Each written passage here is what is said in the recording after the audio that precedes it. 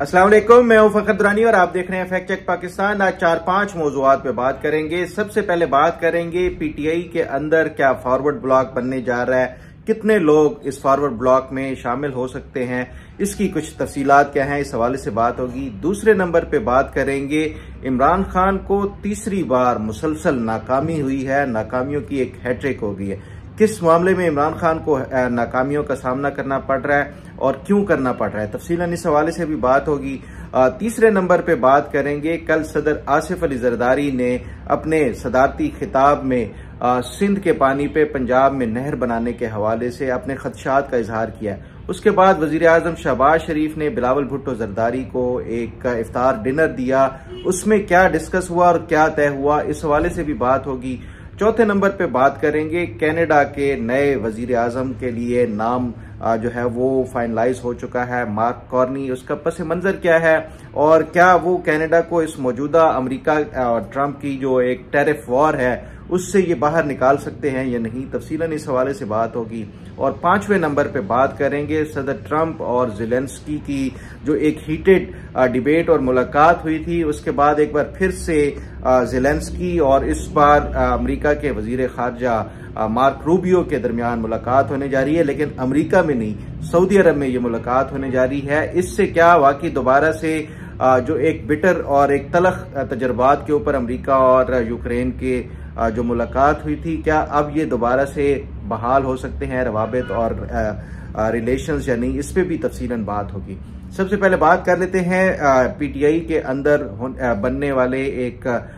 जो forward block है उसके हवाले से। ये गुज़श्ता कुछ हफ्तों से मीडिया और सोशल मीडिया के ऊपर इस हवाले से बात गश्त जारी थी कि पीटीआई के अंदर एक बार फिर से फॉरवर्ड ब्लॉक बनाने की कोशिश की जा रही है और पार्टी को एक बार फिर तोड़ने के हवाले से चंद जो अनासिर हैं वो कोशिश कर रहे हैं। इस हवाले से संजीदगी से न सिर्फ ये कि पीटीआई के अपने हल्के और उनके अपने रहनुमा ये दावा कर रहे हैं, फिर उसके साथ साथ मीडिया में भी ये खबरें बारहा ये फीड की जा रही हैं और कहा जा रहा है कि पीटीआई को एक बार फिर से तोड़ने की कोशिश की जा रही है। एक बार फिर से मतलब ये है कि जब मे 9 का इंसिडेंट हुआ और जब ये इदारों के ऊपर पीटीआई की तरफ से हमले किए गए, उसके बाद आपने देखा कि पीटीआई के ज्यादातर लोगों को प्रेस कॉन्फ्रेंसेस करा के उनको पीटीआई छोड़ने का ऐलान करना पड़ा, जिसमें अगर सरे फहरिस्त देखा जाए तो बड़े बेशुमार नाम, परवेज खट्टक, उसके साथ साथ असद कैसर, फवाद चौधरी, इस तरह के और बेशुमार नाम जो कि ये बर्दाश्त नहीं कर पाए, जो उस टाइम दबाव था और प्रेशर था, जिसकी बुनियाद पे इन लोगों को पार्टी छोड़नी पड़ी। और फिर उसके बाद हमने देखा कि जो पीटीआई की क़यादत थी, नए लोग सामने आ गए, अचानक से इसमें वकला जो है वो फोर फ्रंट पे आ गए जो कि पीटीआई के और इमरान खान के केसेस को डिफेंड करते थे। वो फिर उसके बाद पार्टी की अहम क़यादत और लीडरशिप भी उन्हीं के हाथ में दे दी गई, जिसमें अगर आप देखें सर फहरिस्त इस टाइम बैरिस्टर गोहर को पार्टी का चेयरमैन मुंतखब कर दिया गया। फिर अभी जो रिसेंटली पार्टी का जो सेक्रेटरी जनरल है उसका ओहदा भी एक वकील सलमान अकरम राजा साहब को दे दिया गया। बाकी भी जो अहम ओहदे और पार्टी के अंदर जो मामलात थे चलाने के लिए वकला को वो किया गया। और जो पॉलिटिशियन जो कि एक बाय प्रोफेशन सियासतदान थे वो इनिशियली तो बैक सीट पे चले गए, लेकिन अब हमने देखा है कि आहिस्ता आहिस्ता जिस तरह फवाद चौधरी है या दीगर लोग हैं वो आवाजें उठाना शुरू हो गए हैं कि पार्टी को हाईजैक कर लिया गया है। हालांकि जो मैं समझता हूं कि जो पीटीआई का मुश्किल वक्त था, अगर ये जो पॉलिटिशियंस हैं जो कि पेशे के लिहाज से सियासतदान हैं वो अगर पीछे चले गए थे तो उनका अब ये राइट नहीं बनता कि जिन्होंने मुश्किल वक्त में पार्टी को संभाला है उनको साइडलाइन करने के हवाले से वो किया जाए। बहरहाल ये जो एक पस मंजर था कि एक बार जो पीटीआई को तोड़ा गया, अब दोबारा से जो पीटीआई के अपने लोग ये दावा कर रहे हैं कि पार्टी के अंदर से ये लोग कहा जा रहा है कि पीटीआई को दोबारा से एक फॉरवर्ड ब्लॉक बना के तोड़ने की कोशिश की जा रही है। इस हवाले से जो कल एक जो स्टेट मिनिस्टर हैं इंटीरियर के और नारकोटिक्स के तलाल चौधरी, उसने ये दावा किया है और ये कहा है कि पीटीआई के इस टाइम दर्जन से जायद लोग हैं जो कि पार्टी छोड़ने और उसके साथ साथ एक फॉरवर्ड ब्लॉक बनाने के हवाले से वो राब्ता कर रहे हैं हुकूमती लोगों के साथ, और आपस में भी उनकी कोई कोऑर्डिनेशन इस तरह की चल रही है जो कि पार्टी छोड़ने वाले लोग हैं उनके हवाले से। ये एक हुकूमती वजीर और तलाल चौधरी, इस हवाले से मैं नहीं समझता कि वो कोई इस तरह की जो है वो बेपर की उड़ाते हों या कोई इस तरह की गलत इंफॉर्मेशन देते हों, अगर वो ये कह रहे हैं कि पीटीआई के अंदर 12 से ज्यादा लोग हैं जो कि फॉरवर्ड ब्लॉक बनाने के हवाले से बिल्कुल तैयार बैठे हैं, और फिर उसके साथ साथ अगर पीटीआई के खुद लोग भी इन खदशात का इजहार ये कई मरतबा मीडिया के ऊपर और सोशल मीडिया के ऊपर कर चुके हैं, तो इसका मतलब है कोई संजीदगी से इस हवाले से पीटीआई के अंदर फॉरवर्ड ब्लॉक बनाने के हवाले से बाकायदा ना सिर्फ ये कि मनसूबा बंदी हो चुकी है, बल्कि शायद उसके ऊपर कोई ना कोई अमल दरामद करने के हवाले से बाकायदा तमाम तर जो काम है वो मुकम्मल किए जा चुके हैं। ये तो है जो एक हुकूमती वजीर की तरफ से दावा किया गया और जो चंद एक हकायक है, लेकिन उसके साथ साथ जो पीटीआई है उसकी तरफ से जो दावा किया जा रहा है, जो इनके पीटीआई के अपने रहनुमा हैं और जो अपने लोग हैं, अभी आमिर डोगर जो इनके पार्लियामेंट के अंदर चीफ विप भी हैं, वो उन्होंने ये दावा किया है कि एक एक रुकन को जो फॉरवर्ड ब्लॉक बनाने के हवाले से एक तो दबाव डाला जा रहा है, और उसके साथ साथ वो कहते हैं कि दबाव के साथ साथ पैसे की लालच भी दी जा रही है। वो ये दावा कर रहे हैं कि 75 करोड़ से लेके 1 अरब रुपए तक फी रुकन को ये लालच दी जा रही है, या उनको ये खरीदने के लिए ये ऑफर की जा रही है कि वो पीटीआई छोड़ दें और फॉरवर्ड ब्लॉक बना लें, तो उसकी इवज उनको ये 75 करोड़ से लेके 1 अरब रुपए दिया जा सकता है। मैं नहीं समझता ये जो आमिर डोगर है या जो पीटीआई की तरफ से ये दावा किया जा रहा है ये दुरुस्त होगा, क्योंकि इस टाइम ना तो हुकूमत को कोई सरे-दस्त जरूरत है कि पीटीआई के अंदर कोई फॉरवर्ड ब्लॉक बन जाए, और ना ही कोई इस टाइम जो है कोई इस तरह की कोई बज़ाहिर कोई जो है वो पेशरफ्त नजर आ रही है पॉलिटिकल हवाले से हो कि जिसकी बुनियाद के ऊपर ये पीटीआई को तोड़ने का कोई इतनी ज्यादा इमरजेंसी जरूरत हो कि उनको 1-1 अरब रुपए ऑफर की जा रही हो। हाँ, अलबत्ता ये हो सकता है कि जब कोई ये 27वीं आईनी तरमीम के लिए, जिस तरह हमने देखा कि पहले जो है वो पीटीआई के चंद एक लोग उन्होंने वो पार्टी की उस जो लाइन है उसके खिलाफ ही वोट दिया था 26वीं आईनी तरमीम के हवाले से। अगर कोई हुकूमत और इस्टेब्लिशमेंट ये चाह रही हो कि 27वीं आईनी तरमीम के करानी है और उसके लिए फिर ये कोई फॉरवर्ड ब्लॉक बनाया जा सकता है, अदरवाइज उसकी कोई सरेदस्त ना कोई सियासी तौर के ऊपर कोई फिलहाल जरूरत है, और ना ही ओवरऑल कोई नजर आ रहा है कि पीटीआई को ये अगर कोई फॉरवर्ड ब्लॉक बना लिया जाएगा तो उससे पीटीआई कोई बहुत ज्यादा कमजोर हो जाएगी। मैं नहीं समझता कि कोई इसकी जरूरत होगी। जब भी कोई अगर कोई आईनी तरमीम की जरूरत पड़ी और ये इस हवाले से कुछ वो किया जा सकता है, अदरवाइज ये जो पीटीआई की तरफ से दावा किया जा रहा है कि उनके ऊपर दबाव डाला जा रहा है और उनको पैसों की ऑफर की जा रही है, मैं नहीं समझता कि ये कोई दुरुस्त इनकी तरफ से कोई वो किया जा रहा है, दावा किया जा रहा है। अब जरा बात कर लेते हैं इमरान खान की तरफ से मुसलसल वो तीसरी बार कौन सी नाकामी है जिसका उनको सामना करना पड़ रहा है। अगर आपके इल्म में हो तो इमरान खान की तरफ से मुसलसल पिछले 4 महीने से ये बार बार ओवरसीज पाकिस्तानीज को ये कॉल दी जा रही है कि वो जो पाकिस्तान को रेमिटेंस भेजना, तरसीलात ज़र भेजना कम कर दें। इस हवाले से जो पहली कॉल उन्होंने दी थी दिसंबर में दी थी, और ये कहा था उन्होंने कि वो हुकूमत से मुतालबा कर रहे हैं कि हुकूमत जुडिशल कमीशन बनाए मई 9 के हवाले से और 26 नवंबर के हवाले से, और अगर हुकूमत ये कमीशन नहीं बनाती तो मेरी ओवरसीज पाकिस्तानी से ये दरख्वास्त है। उन्होंने अपील की थी कि वो पाकिस्तान में पैसे भेजना छोड़ दें। ये उन्होंने कहा था कि जहां पे $100 भेजा जाता है वहां पे ये जो ओवरसीज पाकिस्तानीज हैं वो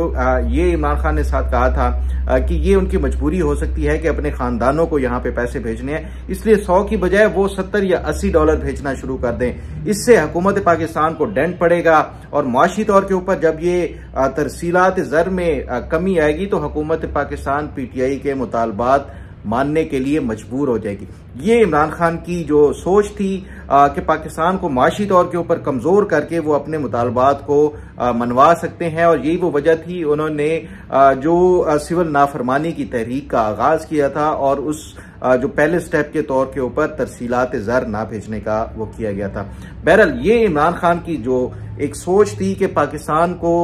मुआशी तौर के ऊपर घुटनों पे वो ला के वो अपने मुतालबात मनवाए जा सकते हैं, लेकिन हमने देखा है कि इन 3 महीनों में कंटिन्यूअसली जो इमरान खान की अपील के अगेंस्ट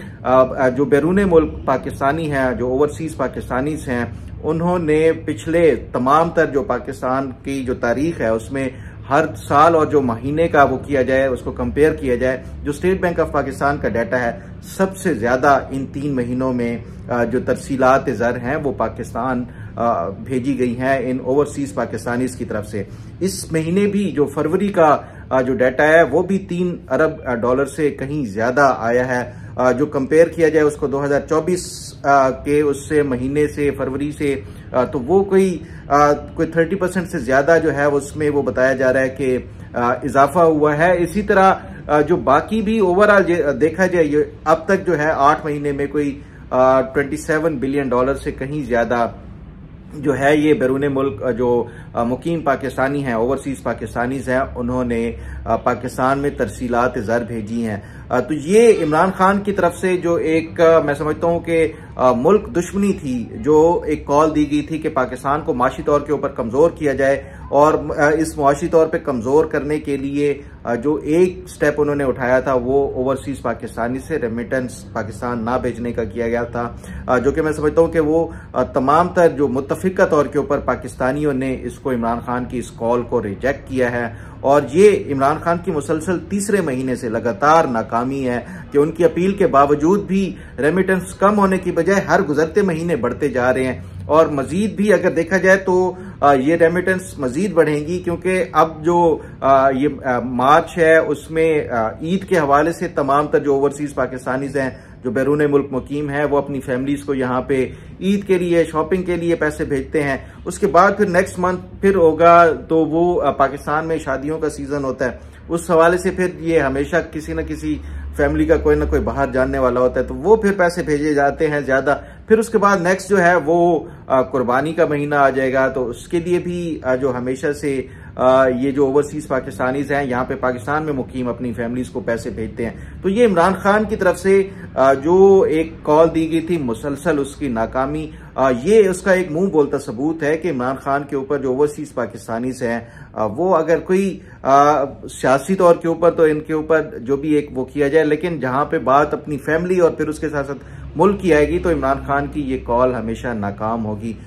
इसकी हमने पहले भी देखा था, इमरान खान ने जो हुकूमत में आए थे उस टाइम भी ये इन्होंने बड़ी उम्मीदें लगाई थी, लेकिन वो उन उम्मीदों के ऊपर पूरा नहीं उतरे थे। बहरहाल इस हवाले से मजीद जो अपडेट और पेशरफ्त होगी वो आपके साथ शेयर करता रहूंगा। अब जरा बात कर लेते हैं जो कल सदर आसिफ अली जरदारी की तरफ से ऐलान किया गया जो खिताब था, सदारती खिताब था, उसमें बाकी तो उन्होंने हुकूमत की जो ओवरऑल कारकर्दगी है उसको भी सराहा, और उसके साथ साथ जो माशी तौर के ऊपर जिस तरह से इस मौजूदा हुकूमत ने मुल्की मईशत है उसको संभाला दिया, और उसके साथ साथ जो एक दिवालिया होने के करीब मुल्क को बचाते हुए जो मईशत है उसको रिकवरी के ट्रैक के ऊपर लाया, वो अपने खिताब में उन्होंने उसका इजहार किया। लेकिन एक चीज जो बड़ी अहम उन्होंने वो की वो है थर कैनाल के हवाले से वो मंसूबा जिसके ऊपर सिंध की तरफ से आवाज उठाई जा रही है, और ये कहा जा रहा है कि जो सिंध के जो हिस्से का पानी है वो इस कैनाल के जरिए वो किया जाएगा। इससे सिंध की जो महरूमियों में इजाफा होगा, खासतौर के ऊपर जो पानी का शेयर के हवाले से हमेशा से सिंध और खैबर पख्तूनख्वा दोनों सूबों की तरफ से कुछ न कुछ तहफ़्फ़ुज़ात का इजहार किया जाता है। बहरहाल कल ये सदर आसिफ अली जरदारी ने अपने खिताब में भी इस हवाले से वो किया है। तो इस पे कल जो मेरी इतलात हैं, जो जराए ये बताते हैं कि जो सदर की तरफ से ये खिताब था उसके बाद वज़ीर आज़म शहबाज शरीफ की तरफ से जो एक इफ्तार डिनर होस्ट किया गया, बिलावल भुट्टो जरदारी की सरबराही में जो पीपल्स पार्टी का डेलीगेशन था वो मिला वज़ीर आज़म से और उनकी टीम से। उसमें जो ज़राए ये दावा कर रहे हैं कि वज़ीर आज़म शहबाज शरीफ ने बिलावल भुट्टो जरदारी को एक तो जो ओवरऑल जो ब्रीफिंग थी, जो खदशात का इजहार किया जा रहा है सिंध के पानी के हवाले से उस पे, और ये फिर तय किया गया कि जो भी फैसला किया जाएगा इस जो थर कैनाल है उसके हवाले से वो सिंध को और जो सिंध की लीडरशिप है उसको एतमाद में लिए बगैर कोई फैसला नहीं किया जाएगा, जो नहरी हवाले से, जो नहरें बनाने के हवाले से। और इसमें फिर साथ साथ ये भी फैसला किया गया कि एक बाकायदा ब्रीफिंग दी जाएगी और उसमें ये एक्सप्लेन किया जाएगा कि कैसे ये जो सिंध के पानी के ऊपर डाका नहीं है, ये जो नई नहर बनाने के हवाले से, और जब तक सिंध मुतमईन नहीं होगा इस मंसूबे के ऊपर अमल दरामद नहीं किया जाएगा। ये वजीर आजम की तरफ से कल जो बिलावल भुट्टो जरदारी को यकीन दहानी कराएगी। और इस हवाले से जरा ये भी दावा कर रहे हैं कि ये भी फैसला किया गया है कि ये इस मामले के हवाले से एक मुत्तफिका तौर के ऊपर कमेटीज बनाई जाएंगी जो कि इस पे एक वर्किंग पेपर या एक इस हवाले से बाकायदा ब्रीफिंग देगी और ये बताया जाएगा कि ये सिंध के जो पानी का जो शेयर है उस पे और ओवरऑल जो इस मंसूबे के हवाले से दोनों सूबों के जो मुश्तरका तौर के ऊपर कमेटी और दोनों पार्टियों की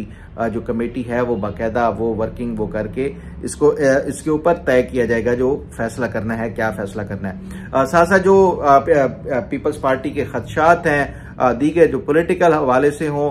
वो भी जिक्र किया गया है और उसके साथ साथ जो पंजाब में पीपल्स पार्टी को जो स्पेस देने के हवाले से, जो फंड्स देने के हवाले से या फिर उन हलकों में जहां पे पीपल्स पार्टी के लोग जीते हैं वहां पे ट्रांसफर एंड पोस्टिंग के हवाले से जो भी मुतालबात हैं उसके हवाले से भी डिस्कशन की गई और फैसला किया गया कि ये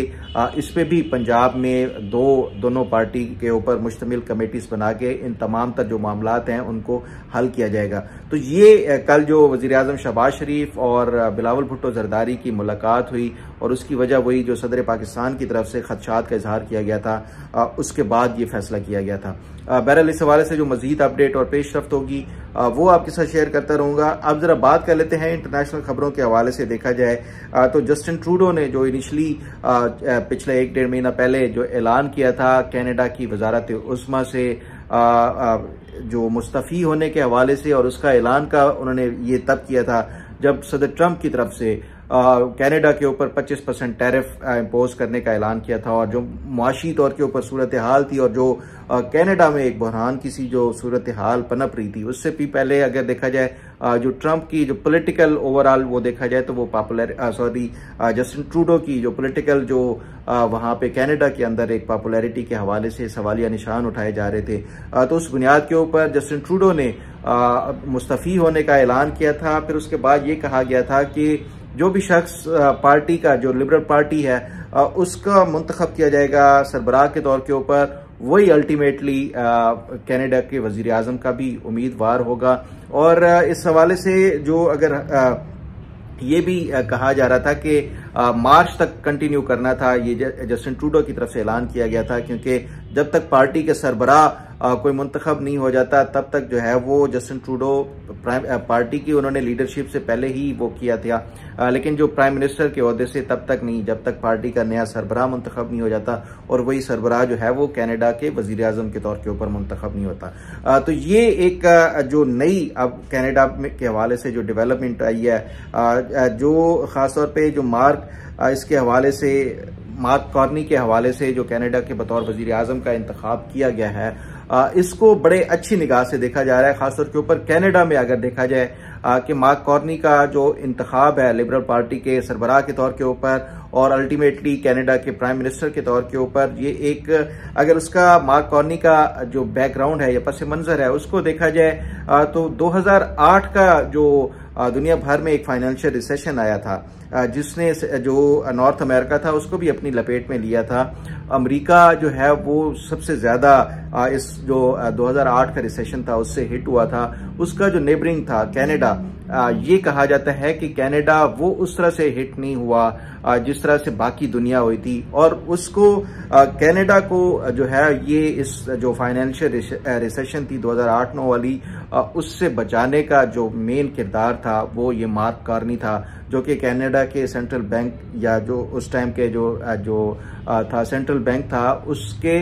गवर्नर के तौर के ऊपर ये मार्क कार्नी जो है वो काम करते थे। और इस हवाले से जो रीजंस उसके अगर मार्क कार्नी के इंटरव्यूज देखें मुख्तलिफ उन्होंने जो बताई हैं खासतौर पे जो कनाडा को इस जो 2008 के जो रिसेशन था उससे बचाना या उससे दूर रखने के हवाले से वो ये बताते हैं कि उन्होंने वो काम ही नहीं किए जिसकी उनको समझ ही ना हो। जो बैंकिंग सेक्टर के हवाले से वो कहते हैं वो उन्होंने उस टाइम जो है ये अपने तमाम तर जो बैंक्स थे उनको इन तमाम तर चीज़ों से दूर रखा था। यही वो वजह है कि उन्होंने वो कहते हैं कि कनाडा को इस रिसेशन से बचा लिया था। ये जो मार्क कार्नी है ये एक बड़े इसका इस हवाले से भी यूनिक है कि ये बरतानिया के 2013 से लेकर 2020 तक ये जो सेंट्रल बैंक का जो यूके है उसके गवर्नर के तौर के ऊपर भी रहे हैं। अब ये एक बड़ी इंपॉर्टेंट बात है कि ये कैनेडियन है मार्क कार्नी और इनको बरतानिया के जो सेंट्रल बैंक है या रिजर्व बैंक है या जो उसका गवर्नर के तौर के ऊपर लगाया गया था। ये एक इसके जो गवर्नर की तैनाती का जो एक वो है वो भी बड़ा एक इंटरेस्टिंग मामला है। जॉर्ज ऑसबॉर्न जो है ये ब्रेक्जिट के भी मेमार के तौर के ऊपर वो समझे जाते हैं। उनकी तरफ से ये हेड हंटिंग की गई थी जब वो जो उस टाइम वजीर खजाना थे बरतानिया के, और तो उनकी नज़र ये मार्क कार्नी के ऊपर पड़ी। जितने भी इंटरनेशनल ये जो फाइनेंशियल इवेंट्स होते थे उसमें मार्क कार्नी जो है वो अपने उस टाइम जो 2008-9 वाला जो फाइनेंशियल रिसेशन वाला है किस तरह से कनाडा को बचाया था, तो उस बुनियाद के ऊपर इन्होंने अप्रोच किया था जॉर्ज ऑसबॉर्न की तरफ से, जो कि उस टाइम बरतानिया के वजीर खजाना थे, मार्क कार्नी को, और ये पर्सुएड किया गया कि वो बरतानिया के जो सेंट्रल बैंक हैं मरकजी बैंक जो है उसके गवर्नर लग जाएं। मार्क कार्नी ने उसको इनकार कर दिया और रीजन एक तो यही बताई कि वो ब्रिटिश नहीं है, वो तो कैनेडियन है। बहरहाल इस हवाले से जॉर्ज ऑसबॉर्न से मुख्तलिफ मीडिया इंटरव्यूज में ये पूछा गया कि आपने एक ब्रिटिश की बजाय एक कैनेडियन को बरतानिया के मरकजी बैंक के गवर्नर का ओहदा क्यों दिया, उसकी रीजंस क्या थी। तो वो जॉर्ज ऑसबॉर्न ने 3 चीजें बताई जो कि मैं समझता हूं कि बड़ी इंपॉर्टेंट है। एक, वो ये कहते हैं कि वो अपनी फील्ड की जो टेक्निकलिटीज हैं, माइन्यूट से माइन्यूट टेक्निकलिटीज और चीजों को डिटेल्स में उनकी अंडरस्टैंडिंग है, जो मार्क कार्नी है जो कि नए कनाडा के जो प्राइम मिनिस्टर बनने जा रहे हैं। दूसरी चीज वो कहते हैं कि टेक्निकल नॉलेज होना एक बात है, लेकिन उसको कन्वे करना, उसको कम्युनिकेट करना और चीजों को कनेक्ट करना, ये एक जो लीडर में किसी में बड़ी जो एक वो होनी चाहिए, ये मार्क कार्नी में बहुत ज्यादा वो कहते हैं कि मुख्तलिफ उन्होंने ये जो कॉन्फ्रेंसेस और जितना भी उनका इंटरेक्शन हुआ उसमें उनको पाया। तो ये एक बड़ी इंपॉर्टेंट जो एक उसकी खसूसियत है। और तीसरी जो खसूसियत जो जॉर्ज ऑसबॉर्न ने बताई वो ये कहते हैं कि एक आप किसी इंडस्ट्री के लीडर होना और उसको कनेक्ट करना ये भी इम्पोर्टेंट इनफ नहीं है। जो सबसे अहम चीज है कि आप बिगर पिक्चर को कैसे देखते हैं। तो ये जो मार्क कार्नी है वो कहते हैं कि जो एक सबसे अहम जो उनकी क्वालिटी थी कि वो बिगर पिक्चर को बहुत जल्दी जो है वो असेस कर लेते थे और उसके मुताबिक जो है वो अपनी फैसला साजी करते थे। तो ये अगर इसको देखा जाए, इन तमाम 3 जो खूबियां हैं उसको, और जो मौजूदा खासतौर पे जो कनाडा और अमेरिका के जो ताल्लुकात हैं उसको देखा जाए, तो उसके अभी अगर जो मार्क कार्नी के रिसेंट इंटरव्यूज को सुना जाए तो उससे बज़ाहिर ये लगता है कि उनके पास एक तो पूरा आइडिया और प्लान है कि कनाडा के ऊपर जो अमेरिका की तरफ से टैरिफ वॉर जो इम्पोज की गई है उसको कैसे डील करना है। ये उसने गो के एक्सप्लेन नहीं किया और ये कहा कि वो अभी उसको एक्सप्लेन करना ये जो है अनएथिकल होगा, क्योंकि एक तो उनके पास कोई ओहदा नहीं और फिर दूसरा ये कि सदर ट्रंप के साथ कैसे डील करना है वो उसकी बाकायदा पहले से ही इसकी मनसूबाबंदी कर चुके हैं। तो बजाय यही लगता है कि कनाडा को एक अच्छा जो है ये वजीर आजम जो है वो मिल रहा है, खासतौर पे उस सूरत हाल में मौजूदा जो माशी तौर के ऊपर जो चैलेंजेस हैं। तो माशी तौर पे ये जो मार्क कार्नी है ये ऑलरेडी इस तरह के जो माशी मसाइल हैं उसको हैंडल करना जानते हैं। बहरहाल इस हवाले से जो मजीद अपडेट और पेशरफ्त होगी वो आपके साथ शेयर करता रहूंगा। अब जरा बात कर लेते हैं यूक्रेन और अमेरिका के दरमियान एक बार फिर से हाई लेवल जो रवाबित हैं वो दोबारा से इस्टेब्लिश हो चुके हैं। जो सदर ट्रंप और सदर ज़ेलेंस्की के दरमियान जो मुलाकात हुई और जो जिस तरह से एक बिटर ताल्लुक जो एक वो सामने आया था सदर ट्रंप और उसकी तरफ से जो टेक ऑन किया गया था, जो जेडी वेंस थे अमरीकी नायब सदर, उसकी तरफ से सदर ज़ेलेंस्की को, तो उसके बाद ये जो एक बड़ी दुनिया भर में अमरीकी जो उस टाइम की जो इंतजामिया है सदर ट्रंप और जेडी वेंस की, उसको क्रिटिसाइज किया गया था। बहरहाल उसके बाद हमने देखा कि यूरोप की तरफ से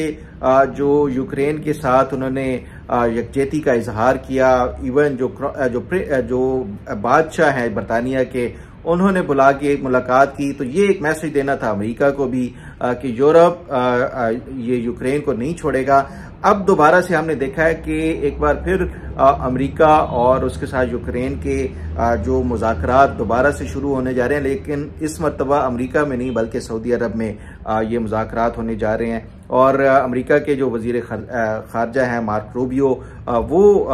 सऊदी अरब पहुंच चुके हैं और उसके साथ साथ जो यूक्रेन के भी जो सदर हैं ज़ेलेंस्की, वो भी सऊदी अरब पहुंच चुके हैं। और जो मुज़ाकरात का जो खासतौर पे इस एजेंडा है वो भी यही जो वॉर के हवाले से और उसके साथ साथ जो